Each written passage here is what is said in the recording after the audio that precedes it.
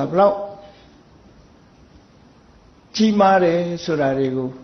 ဘုန်းကြီးတို့တွေသိရှိနားလည်ပြီးမြတ်ဗုဒ္ဓကိုတကယ်အလုံးလုံးတဲ့ပုဂ္ဂိုလ်တူတယောက်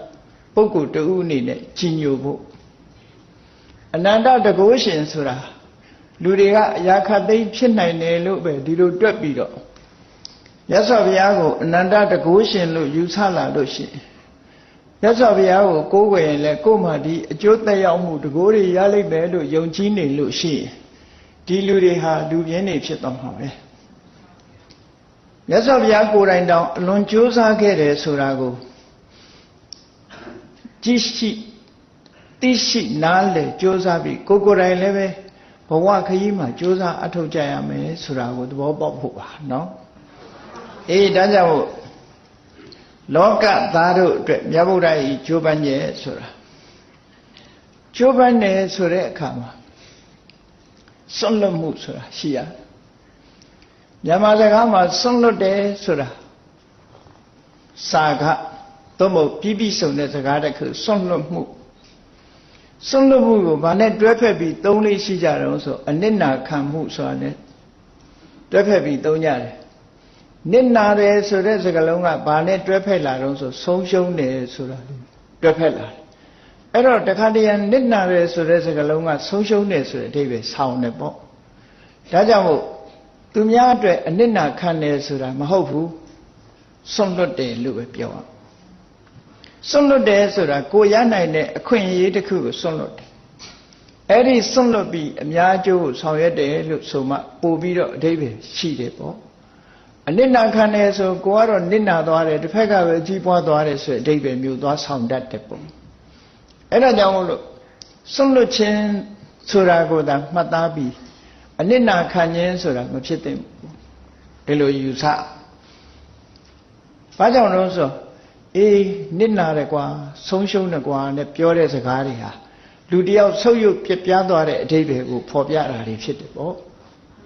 ဘုရားလောင်းတော်ကဒီလိုဆုပ်ယုပ်ပြပြသွားတာမဟုတ်ဘူးစွန့်လွတ်တာနော်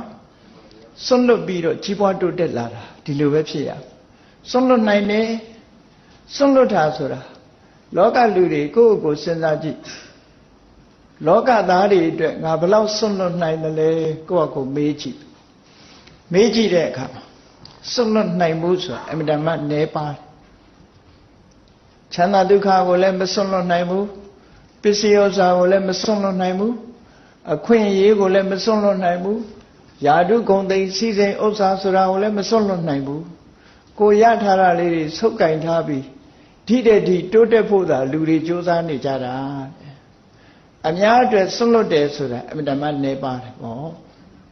ဘုရားလောင်းနေကြတော့ဒီလိုမဟုတ်ဘူးစွန့်လွတ်တယ်ကဲစွန့်လွတ်မှုလေးနဲ့ပတ်သက်ပြီးအဓိပ္ပာယ်ထင်ရှားအောင်ဘုရားစုပန်တဲ့သူမိတာယသိလေးရဲ့စွန့်လွတ်မှုကိုကြည့်အောင်သူဟာတထေးသားပဲအမြဲတမ်းချမ်းသာကြွယ်ဝတယ်အမြဲတမ်းချမ်းသာကြွယ်ဝတဲ့ပစ္စည်းဥစ္စာတွေကိုသူစွန့်လွတ်လိုက်တယ်ဒီစွန့်လွတ်တာကမဆမ်းဘူးလို့ပြောရမယ်စွန့်လွတ်လိုက်ပြီးစွန့်လွတ်ပြီးတော့သူဘာလုပ်တယ်ငြိမ်းချမ်းတဲ့ဘဝတစ်ခုကိုတည်ဆောက်တယ်ပစ္စည်းဥစ္စာတွေကိုစွန့်လွတ်ပြီးငြိမ်းချမ်းတဲ့ဘဝကိုရယူတယ်ဒါကစွန့်လွတ်မှုတစ်ခုအဲ့ဒီစွန့်လွတ်မှုဟာတမန်အပြင်ကြည့်ရင်တိတ်မကြီးကျယ်သေးဘူးဒီပင်္ဂလာမြတ်စွာဘုရားနဲ့တွေ့တဲ့အခါမှာ